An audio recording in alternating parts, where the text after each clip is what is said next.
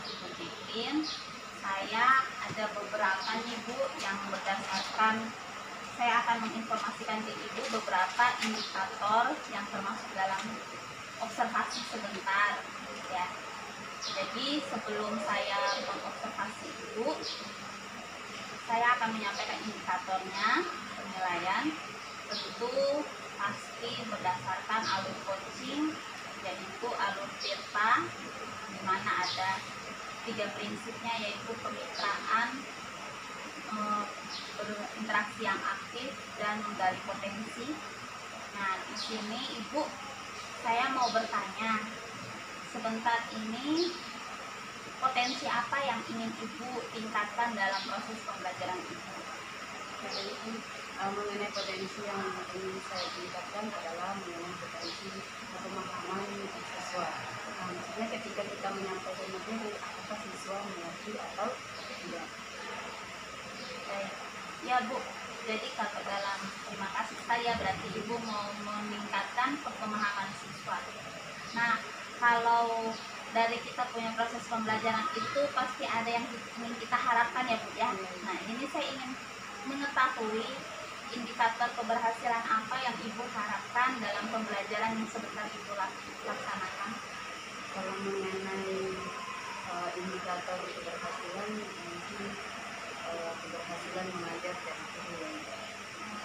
Maksudnya dulu dikatakan berhasil mengajar ketika siswa mudah paham dan mengerti tentang apa yang kita jelaskan. Jadi guru harus menyiapkan proses pembelajaran yang bervariasi untuk menghindari siswa yang cepat bosan. Baik, saya sangat senang sekali mendengar Ibu punya harapan. Semoga sebentar dari hasil pembelajaran Ibu, indikator yang Ibu harapkan dapat dicapai. Ya, semangat Bu ya untuk pelaksanaan pembelajaran sebentar. Terima kasih Ibu. Sama-sama.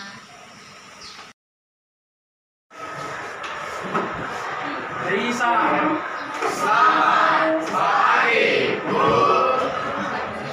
Apriana, Hadir Bu.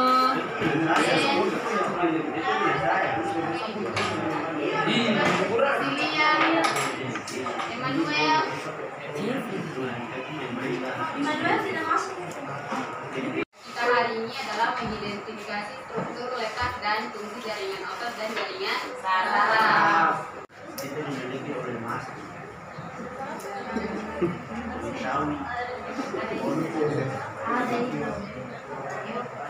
Fungsi sebagai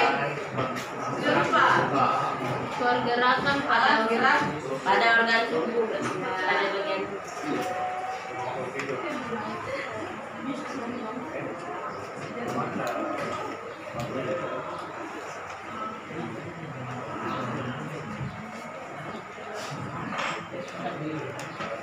Dan otot jantung berada di tengah. Dapat kita lihat pada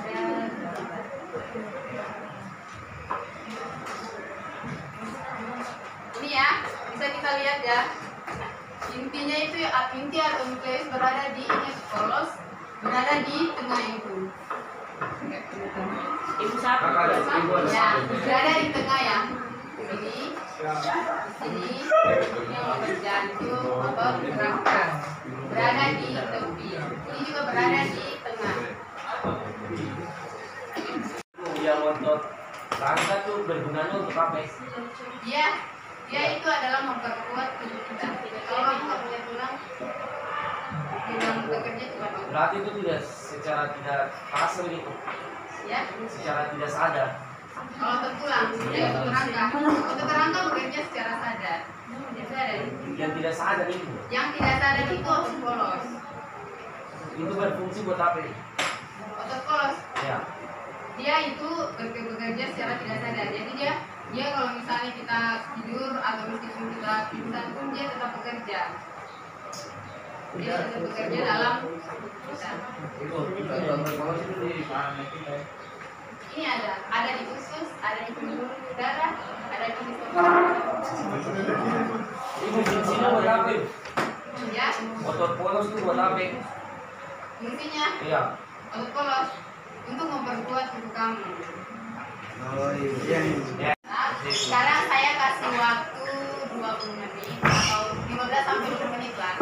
Kalian belajar dulu membaca yang jaringan hubungan dan jaringan hewan, nanti saya bagikan LKS-nya. Sudah dikerjakan. Gampang aja kok. Ya. Jadi nggak banyak kok, dibagi cuma satu kali.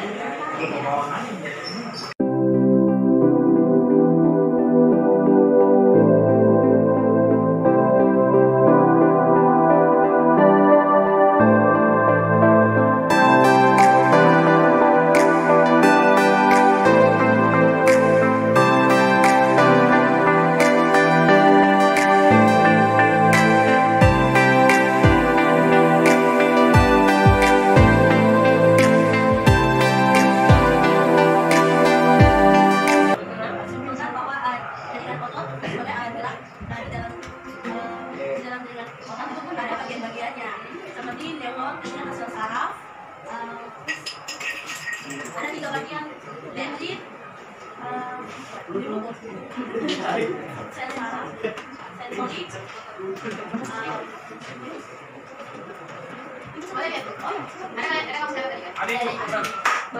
yang pertama itu ada sel saraf sensorik, motorik, dan sel saraf penghubung atau yang keduanya, yaitu sensorik sama motorik.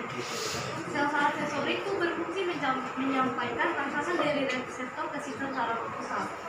Sedangkan sel saraf motorik berfungsi menyampaikan impuls dari sistem saraf pusat ke efektor.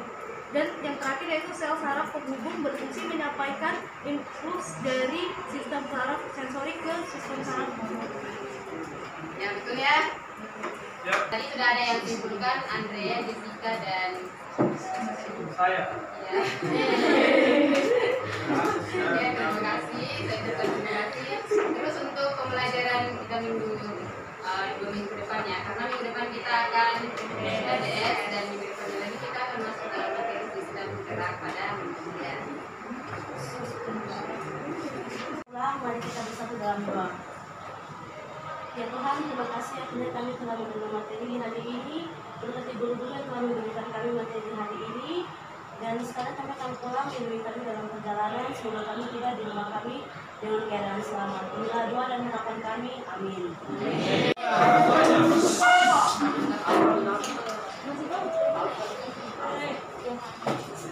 Ucapkan terima kasih, Bu. Oke, Selamat siang Bu Jeti. siang.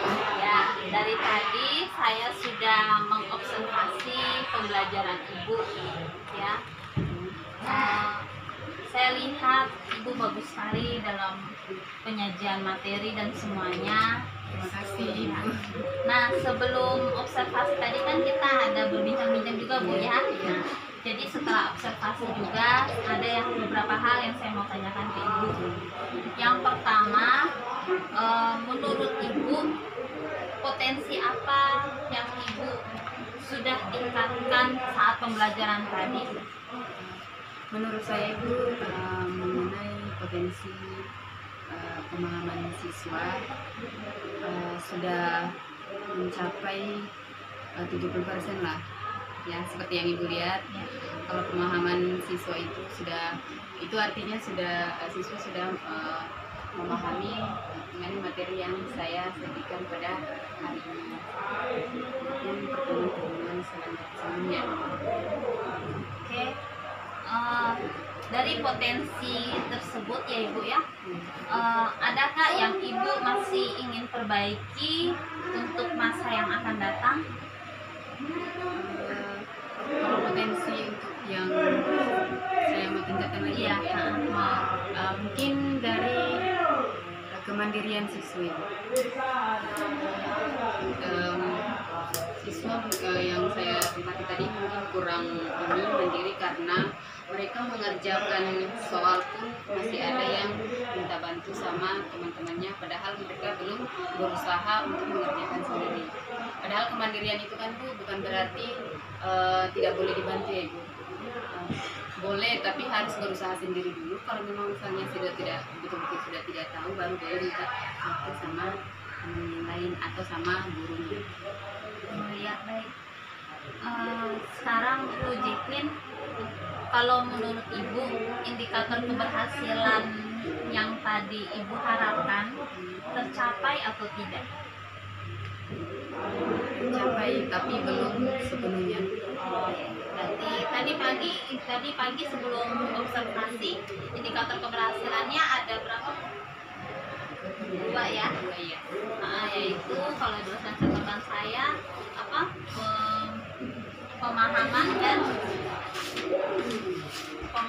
dan kemandirian ya, Iya. meningkatkan pemahaman dan kemandirian pasca. Keberhasilannya tercapai tapi sebagian. Iya. Gak apa-apa Bu, itu namanya kehidupan kan, tidak selamanya harus langsung meningkat. Kita manusia ada tingkatannya, pertama sedikit dulu, baru selanjutnya. Kenapa saya bilang pemahamannya itu sudah tercapai meskipun belum sepenuhnya? Dan tadi saya sudah kasih soal dan mereka mengerjakan, dan saya sudah lihat satu orang, saya kasih soal 10 nomor dan saya periksa ya jawabannya betul semua. Itu artinya sudah ada beberapa yang paham gitu ya dengan materi yang saya sampaikan. Meskipun saya belum periksa semuanya, nanti Berarti terlihat bahwa ada siswa yang sudah dapat memahami ya. Terus untuk kemandiriannya mereka sudah sebagian juga yang mandiri dalam mengerjakan tugas. Mungkin ada juga yang sebagian juga yang belum ini ya, masih menyesuaikan, karena masih ada yang pas mengerjakan masih ada yang mondar mandir untuk minta bantuan. Lalu kalau menurut Bu Jacqueline tadi proses pembelajaran yang tadi kita lalui, ada hal yang menurut Ibu menjadi tantangan bagi Ibu begitu?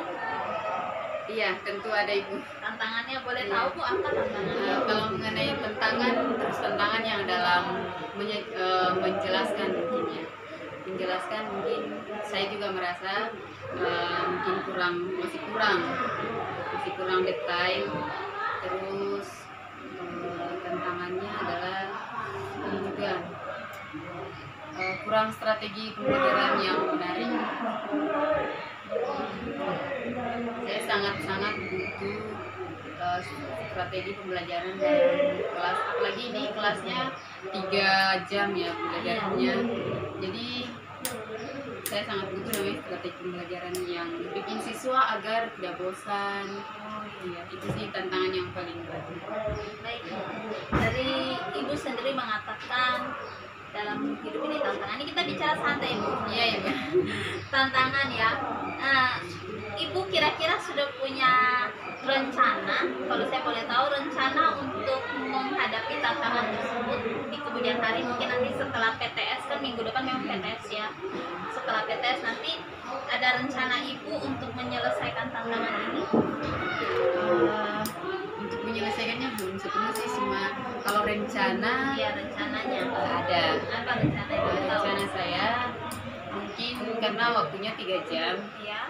mungkin saya akan menyajikan materi dulu di pertemuan jam pertama mungkin. Ya. Setelah itu jam keduanya biar siswa nggak bosan, mungkin saya ajak games, tapi dia dalam bentuk permainan yang seperti yang saya bilang tadi, dalam bentuk aplikasi. Saya sajikan soal-soal atau pernyataan-pernyataan mengenai pembelajaran itu, terus nanti mereka jawab dengan masing-masing mereka punya gadget HP ya. Iya, nah setelah itu mungkin saya lanjut materi lagi. Misalnya siswa sudah tidak merasa bosan lagi. Wih, bagus sekali Bu. Saya senang sekali dengan games ini ya. Karena memang berarti games ini ada suatu pengembangan yang Ibu harapkan untuk menyelesaikan tantangan yang Ibu rasa tadi. Berarti Ibu udah ada rencana ke depannya nih. Sangat menarik saya sangat salut dengan semangat Ibu mau merancang games tersebut. Nah, games ini menggunakan, nah kalau menurut Ibu dari kegiatan rencana tadi Ibu itu, Ibu berkomitmen tidak ada kira-kira di sini, tapi itu tidak ada kira-kira. rencana komitmen ibu itu akan dilaksanakan berapa kali, maksudnya apakah setiap pembelajaran ataukah selang satu kali pertemuan atau dua, nanti selang satu pertemuan begitu atau bagaimana? Kalau pengadaan games ini Mungkin setiap pertemuan kalau untuk IPS. Kalau untuk IPA dia selang-seling. selang-seling Iya. dengan apa itu Bu, kalau boleh saya tahu? Kalau selang-seling itu mungkin seperti yang saya bilang tadi, menyajikan materi dulu, habis Ya. itu games lagi, habis itu lanjut lagi materi atau tugas lain. Nah kalau misalnya IPA kan lebih ini ya, dalam satu kali pertemuan itu 2 jam saja waktunya. Nah kalau misalnya saya sampaikan materi itu games, berarti sampai habis materi, habis itu games. Nah jam selanjutnya kan nggak ada sudah ininya, jam mereka habis sudah nyampe 2 jam itu. Jadi pertemuan pertama mungkin saya materi dulu, habis itu saya ajak games atau ini, nanti pertemuan lagi saya ajarnya sajikan materi, habis itu tugas. Nah, jadi nggak setiap pertemuan games kalau untuk IPA. Nah kalau untuk IPS ini mungkin akan setiap pertemuan atau mungkin, tapi gamesnya mungkin nanti saya nggak semestinya harus pakai laptop atau ya HP, mungkin saya nanti pakai games yang lain atau nanti saya ajak bernyanyi kah, ya atau buat lingkaran. Habis itu intinya di dalam games itu ada pembelajaran yang berkaitan. Bagus sekali nih Bu Jacqueline, ini sudah sampai ke tingkat komitmennya, dalam berapa kali pertemuan sudah diatur schedule-nya semua untuk jurusan IPA gimana, IPS bagaimana. Saya sangat salut Bu, semangat Bu ya. Jadi berdasarkan hasil kita pas observasi hari ini, coaching kita berdasarkan kita, saya bisa melihat Ibu sudah bisa mengenal tantangan Ibu sendiri. Ibu sudah merencanakan ke depan menyelesaikan tantangan seperti apa, hingga Ibu bisa berkomitmen dalam pengaturan proses perencanaan tersebut. Ya, saya terima kasih sekali sama Ibu mau bercerita sama saya, mau terbuka Bu ya. Ibu selesai ngobrol setelah tadi mengikuti proses observasi dengan saya hingga pasca observasi lalu pasca observasi ini, apa yang Ibu rasa dari perjalanan kita satu hari ini? Kalau yang dirasa saya gugup juga ya, saya manusiawi ya, karena saya jujur saya juga baru pertama kali mengajar di sekolah ini. Intinya saya setelah lulus saya langsung mengajar di sini ya, jadi saya belum pernah merasakan yang di observasi itu, jadi merasa gugup. Dan saya rasa apakah penyampaian materi ini sudah sesuai atau bagaimana, sudah sesuai yang dari mahasiswa atau yang diharapkan siswa. Saya paling merasa seperti itu. Ya, nggak apa-apa Bu, itu rasa manusiawi. Terima kasih untuk kejujuran Ibu Jacqueline.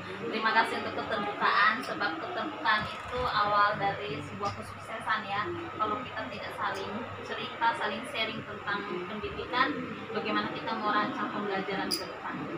Ya, terima kasih Bu atas waktunya. Minta maaf sudah memakan waktu Ibu. Ya, Terima kasih. sama-sama. Ya, selamat siang. Ya.